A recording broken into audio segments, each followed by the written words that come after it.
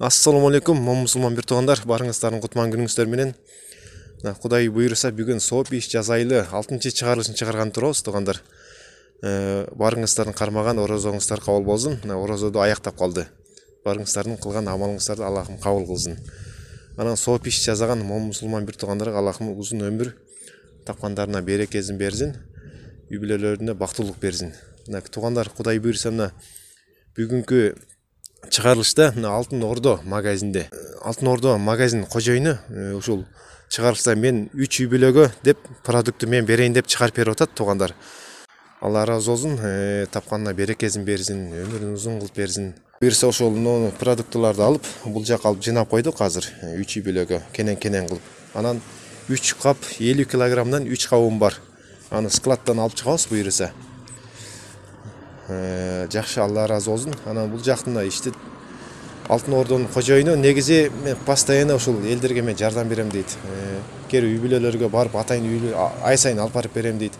3 коргон айылында бир үй бүлөгө мен ошол ай сайын 10 000 сомдон, анан 100 000 сомго чейин жардам бергем дейт. Ай сайын ушу магазинден 10 000 сомго чейин дагы соода кылып бекер продукт алып кетет экен. Ушундай жардамдарды постоянно берип турам дейт.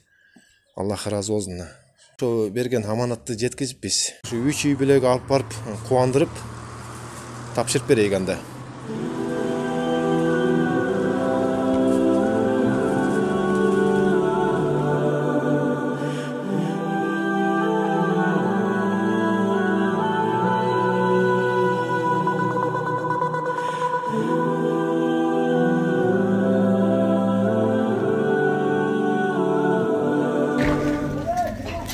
Тугандар, экинчи азыр оптовый магазине келип, унду салдык.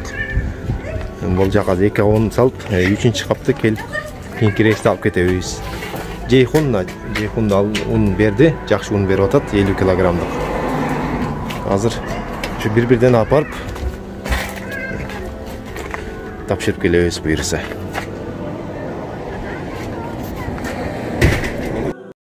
Assalamu алейкум тугандар. Құдай бұйырса азыр биринчи үйгө келдик. Продуктларды түшүрүп, бул эжебиз таанысаңыздар керек, Покровканын тургундары. Бул жигитти да таанысаңыздар керек. Негизи Яташкада турчуңар а силер. Анан бул жак азыр бир сарайга, квартирага келиптир. Ошол негизи квартирада турган тургундар. Эжебиздин акыбалын сурап коек. Эжебиз да ушул ооруп атам деп көптөн бери мага кайрылды эле. Азыр эмне болуп ооруп атат, силерге толук маалыматын айтсын, салмас кандайсыз. Бул жанагы Алтын Ордо деген магазин билесиз да? Ошонун кожоюну Бакыт аке. Ушул продуктуну ошол берди. Негизи. Тааныйм. Алтын Ордодогу. Анан ошо Алла разы болсун. Унга чейин жакшы продукту берди. Анан негизи ма берди, өзүң эле апарып тапшырып бериш депчи. Ошо тапшырып сиздерге алып келип атам. Рахмат алдым. Көп жашагыла, кармаган орозуңар кабыл болсун. Эл журтка тынччылык берсин, ден соолук берсин. Жакшы тилектер болсун айлан. Жана бөөрдөй кызыктан Кудай сактасын деп. Шамал бамалдардан. Ошо. Мен мурун операция болгом. Качан? Ondan 10 жыл болду. Не боюнча? Өттөн 16 таш алдырган. Ошодон бир таш калып калыптыр. Боор менен алагы өттүн ортосунда турба бар экен. Ошодо тыгылып тур дейт. Кыймылдай албай атырмын азыр. Ошо. Бакытка рахмат. Бакытты канча жылдан бери тааныйм. Бакыт мурун камкоста иштеп жүргөн. Ошол апа андай. Эгерде апа ушул операциясына жардам беребиз десеңиздер, катталуучулар, ушул баласынын номерин экранга калтырып коем. Ушу суроолор боюнча ушу сен жооп бересиң да, ошол. Канча акчага керек экен примерно? 15 квадрат болуш керек. 15 квадрат болсо. Апельсалар менен 15 квадрат чыгар. Анан Бишкекте кылдырсамбы, же берге кылдырсамбы, эки ойлуу болуп атам. Сиңдилерим болсо, жүрөгүңүз начар, берден көтөрө аласыз, ат берсең деп алар айтат. Энди жатайын, бир лечение алайын десе, акча жок, каражат жок.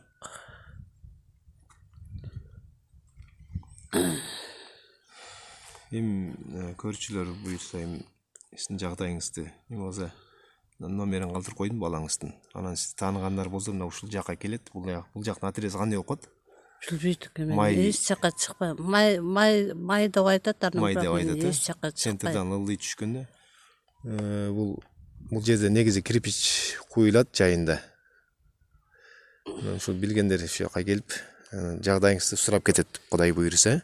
Сиз кийинки үй бүлөлөргө барайык. Рахмат алтындар, билгениңерге рахмат. Алла ыраазы болсун. Менден эмес Алладан Кудай ден соолук берсин. Алла иштеген ишиңи ийгилик жаным. Буйрса азыр мына экинчи үйгө келдик. Мына туугандар азыр продуктун түшүрүп берейик.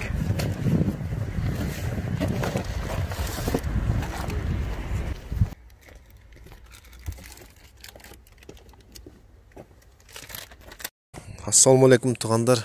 Мына азыр экинчи үйгө келдик. Буйрса акебиздин үйүнө. Ден соолуктарыңыз. Ошол алтын ортодогу бакыт экен таанайсыздар. Ошол мына буйрса 3 үй бүлөгө бүгүн продукту чыгарып берем деп, анан сен өзүң жеткизип бериш деп мага берди эле. Мына ошо алып келип бир бөлүгүн сиздерге азыр тапшырып берип атам. Орозо учурунда бири-бирине деген мусулмандар мухаббат окот бул нерсеничи. Бири-бирине жакшылык кылайык деп. Анан ушул продуктларды кабыл алып коюңуздар, Сөзүбүз тамдап ушинтип келдик сиздердичи. Ошол ден соолук болуңуздар, оорубаңыздар. Рахмат, Алла разы болсун. Шуну алып калып Алла разы болсун, рахмат. Эжебиздин жаткан жер жайлуу болсун, эч неме билеңиздер,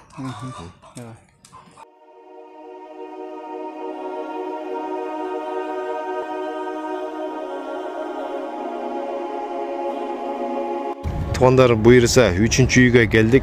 Мынакей.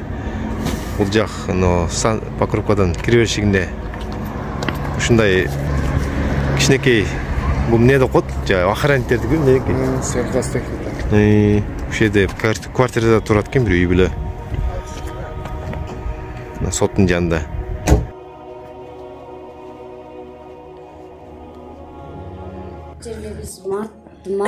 Бул жерге биз марттын 16-сында көчүп келдик. Буга чейин Бугордо жашадык, автоколоннада жашадык. Эми ар кандай өзүбүздүн үй жайы болбогондуктан көчүп конуп жүрүшүбүзгө туура келет экен. Азыркы өзүбүздө үй жай жок. Шартка байланыштуу ар жака көчүп конуп жүрөбүз. Анан кээ бир квартираларга барабыз. Тамдар сатыкка туруп калат, ал сатылса дагы башка жака көчүшүбүзгө туура келет. Учурда өзүбүздө үй жай болгондуктан ушинтип көчүп конуп эле жүрөбүз, квартиралап. Өзүбүз квартиралап жүрөбүз, ар кимден ар кандай катуу сөз угабыз. Эми квартирада жүргөндүн баары эле 5 кол тең эмес дегендей.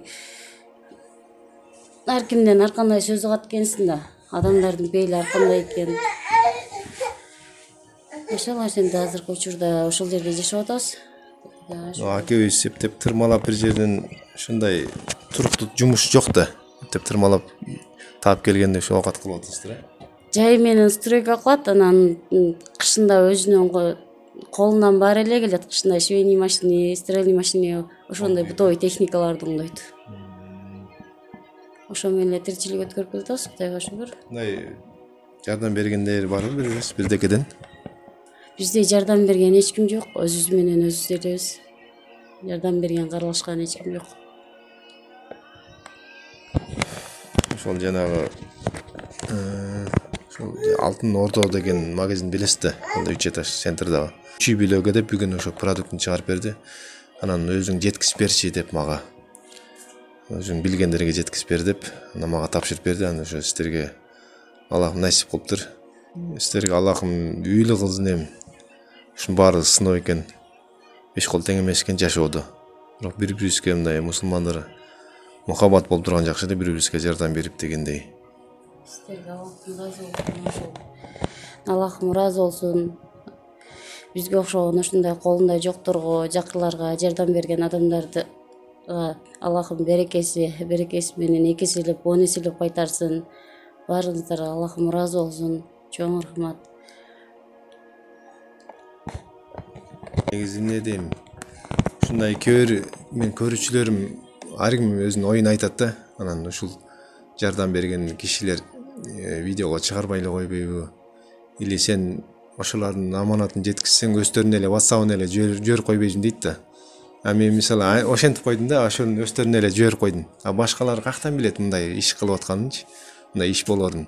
Ошон үчүн ошондой видео аркылуу мына көп мусулман бир туугандарыбыз биз да жакшылык кылып иш кылып калайык, жакшы нерсе экен деп ушу видео аркылуу болуп атат ушул нерсе. А лишний бир адам өзүнө жиберип койсоң анда эч чоң жок да болду, бүттү. Билинбей калат бул нерсе. Мына ушу даже магазиндегилер продуктыларын ушундай кылып атат. Буюрса, бул жакшы. Ошол анан дагы ушундай сооп иш кылам десеңиздер, ошол менин реквизитим ошол телефон номериге катталган. Анан бул ушул мен алып келген продукты билле магазиндики болду. Анан мага дагы көрүүчүлөрүм акча салды. Негизи 2 үй бүлөгө жетип калды. Аны өзүнчө видео кылып, анда өзүнчө таркатып беребиз. 2 үй бүлөнү тамдап туруп. Анда эмесе көрүшкөнчө кийинки чыгарылышка чейин.